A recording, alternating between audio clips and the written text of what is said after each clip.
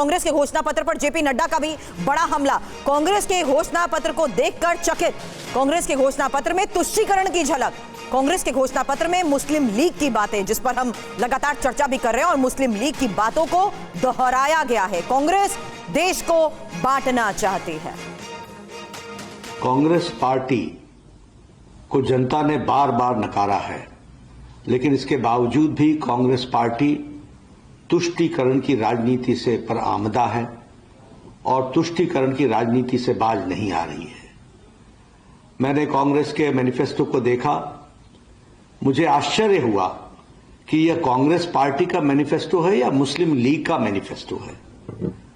देश को बांटने के लिए और सत्ता को हथियाने के लिए कहां तक कांग्रेस पार्टी जा सकती है, इसका अंदाजा नहीं लगाया जा सकता।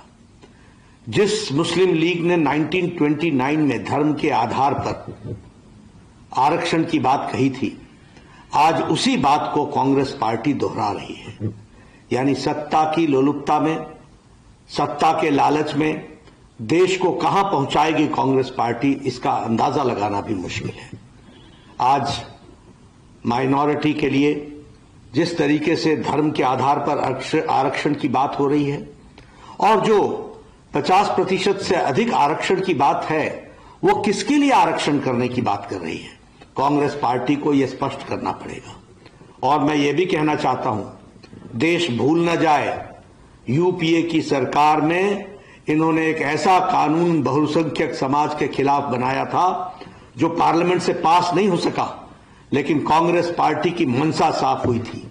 ये मेजॉरिटिज्म के खिलाफ जिस तरीके की रणनीति और राजनीति कर रहे हैं और तुष्टीकरण की राजनीति कर रहे हैं, देश ने इनको माफ नहीं किया है और आगे भी माफ नहीं करेगी।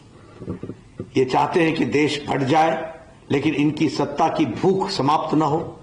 मैं यहां यह भी कहना चाहता हूं, मुझे राहुल गांधी जवाब दे कि वायनाड में नामांकन पत्र में के जुलूस में कांग्रेस पार्टी के झंडे क्यों गायब हो गए? ये तुष्टीकरण की राजनीति कहां तक जाएगी? सिर्फ मुस्लिम लीग को भाए ना, इस कारण से कांग्रेस पार्टी अपने झंडे तक को हटा दे। यह देश बांटने की जो चाल है और तुष्टीकरण के आगे जो घुटने टेकने का इनका रवैया है, इसको देश माफ नहीं करने वाला है। और बीजेपी अध्यक्ष जेपी नड्डा के इन तमाम आरोपों पर इस वक्त कांग्रेस पार्टी एक प्रेस कॉन्फ्रेंस कर रही है। सुप्रिया श्रीनेत क्या कह रही हैं, सुनते हैं। 1929 it was Muslim League who had promised about the reservation on the basis of religion, and that is what Congress is also repeating. So he is saying that Congress only believes in appeasement politics, and he also mentioned that what was the reason that when Rahul Gandhi went to Wayanad for his nomination, Congress party's flags were not there, and he said that this clearly shows Congress supports Muslim League only. I first want to make a very strong statement on the BJP president Mr. Nadda. Mr. Nadda's utility in the BJP is to go and receive the Prime Minister when he comes from his overseas tour. He should choose not to make these silly statements because he exposes his absolute political and moral bankruptcy. That's the first statement I want to make. The second statement that I would want to make is that when India was fighting against the British, and when India was saying do or die, and when the Quit India movement was in progress, why did your political ideologue Shama Prasad Mukherjee write to the British to curb the do or die movement? Why did he choose to run the governments with Muslim League in Northwest Frontier Province, in Sindh and in Bengal, when Congress governments had already resigned? So I do believe that the BJP president knows very little, should speak a little less. That's the first point I want to make. The second point that I want to make is, as far as Wayanad is concerned, or as far as any other state of India is concerned, why do you think the Prime Minister is using? प्रधानमंत्री घबरा गए, चर्चा शुरू हुई, प्रधानमंत्री को लगा अरे भैया क्या किया जाए। मेरा अपना मानना, और मैं दावे के साथ ये कह सकती हूं कि उनका एक चरण चुंबक उनके पास गया होगा और कहा होगा मोदी जी, कांग्रेस का मैनिफेस्टो तो बड़ा अच्छा है, सब लोग बड़ी बातें कर रहे हैं, कह रहे हैं बड़ा व्यापक दृष्टिकोण है, एक पूरा खाका तैयार कर दिया है भविष्य के भारत के लिए, आपको ये सब करना चाहिए था 10 सालों में। तो मोदी जी ने उससे ये नहीं कहा हाँ सही कह रहे हो, मोदी जी ने उससे कहा रे चेले घबरा मत, अभी देख मैं अपनी अगली इलेक्शन रैली में क्या करता हूं, मुद्दे से ही भटका दूंगा। और ऐसा घटिया और शर्मनाक बयान नरेंद्र मोदी देते हैं, कहते हैं हमारे घोषणा पत्र पर मुस्लिम लीग की छाप है। असलियत यह है कि ये वो दिल में जो इतना अथाह प्रेम, इतना प्रगाढ़ प्रेम है मुस्लिम लीग के लिए नरेंद्र मोदी और भारतीय जनता पार्टी के नेताओं का, जो रह रह कर छलक जाता है। वो गागर इतनी भरी है प्रेम से कि वो समझती नहीं है, वो रह रह कर छलक जाती है। तो सुप्रिया श्रीनेत को आपने सुना, शलभ मणि त्रिपाठी हमारे साथ मौजूद हैं। शलभ, कुल मिलाकर कहने की कोशिश ये है कि असल मुद्दों से ध्यान भटकाने की कोशिश की जा रही है, मुस्लिम लीग का नाम लिया जा रहा है, और ये कोशिश क्यों? मुस्लिम पार्टी का ठप्पा कांग्रेस पर आप लोग क्यों लगाना चाहते हैं? नहीं, ठप्पा लगाना थोड़ा चाहते हैं। हाँ। ठप्पा तो लगा पड़ा है। अभी हमारे साथी कांग्रेस पार्टी के साथी आजादी की लड़ाई की याद दिला रहे थे। जरा सोचिए ना, कितना हास्यास्पद है कि अंग्रेज के द्वारा बनाई गई एक पार्टी। जरा इनसे पूछिए इनका संस्थापक कौन था? ए ह्यूम, जो खुद एक अंग्रेज था, उसने पार्टी बनाई, अंग्रेजों से लड़ाई दिखाई और उसके बाद इनके हाथ में सत्ता सौंपी। और जब इनको सत्ता मिली तो सबसे पहला इन्होंने काम क्या किया? इन्होंने पाकिस्तान बनाया। इन्होंने धर्म के आधार पर इस देश की आत्मा पर आरी चलाई और आज ये कश्मीर को भी अलग करना चाहते हैं। आज ये देश के अलग अलग हिस्सों को अलग करना चाहते हैं। इनकी जितनी अलायंस गवर्नमेंट है, जितने इनके सहयोगी दल हैं जो सरकार में है, सत्ता में है, वो क्या कर रहे हैं? दलितों का आरक्षण छीन रहे हैं, अल्पसंख्यकों मुसलमानों को दे रहे हैं, पिछड़ों का आरक्षण छीन रहे हैं, मुसलमानों को दे रहे हैं, उसके लिए क्राइटेरिया बढ़ाना चाहते हैं। वही काम ये देश में करना चाहते हैं। 370 को दोबारा से लागू करना चाहते हैं। क्यों? क्योंकि शेड्यूल कास्ट रिजर्वेशन जो जम्मू कश्मीर में आजादी के 7 दशक बाद मिला है, उसको छीन के नहीं, वो तो कांग्रेस पार्टी तो ये कह रही है शलभ कि मुस्लिम लीग से आप लोगों का पुराना प्रेम है। श्यामा प्रसाद मुखर्जी का जिक्र कर रहे हैं। मैं तो पूछता हूँ कि राहुल गांधी अमेठी छोड़ के भागे तो सीधे अमेठी छोड़ के वायनाड क्यों गए? और वहां पे जाके पीएफआई के जो तमाम ऐसे उग्रवादी लोग थे उनके घरों पर क्यों गए? उनके जो नामांकन जुलूस है उसमें मुस्लिम लोग लीग के लोग थे कि नहीं थे?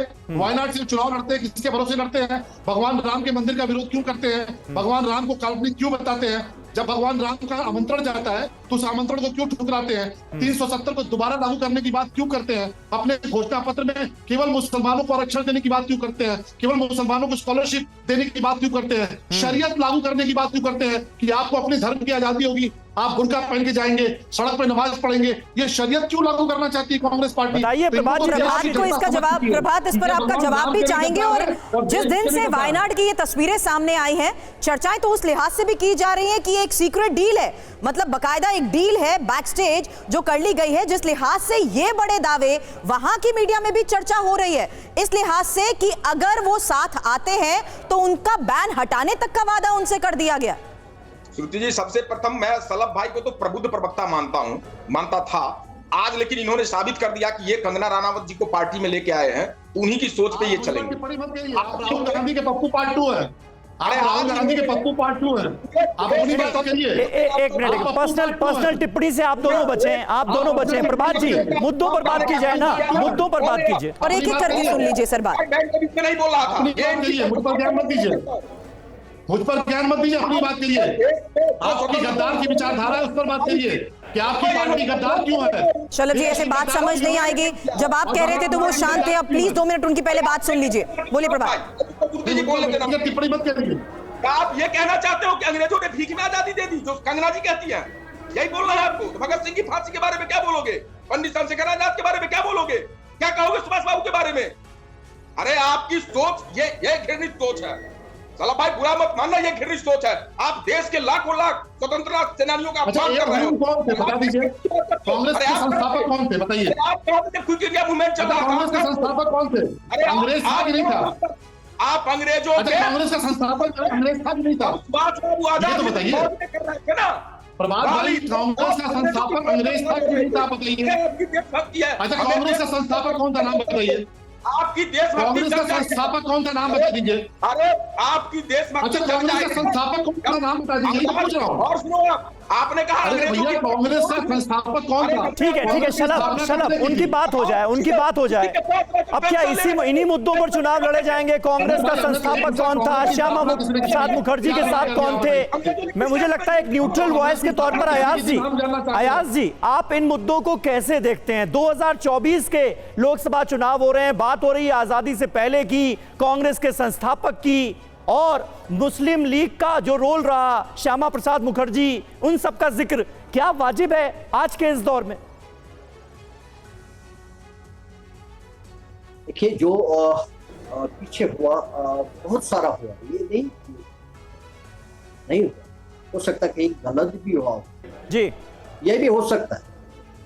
1947 में, उससे पहले जब ब्रिटिशर्स का रूल था, तो एक नई गवर्नमेंट की नई शुरुआत हुई, तो ये एक बहुत बड़ा काम था, ये छोटा मोटा काम नहीं था।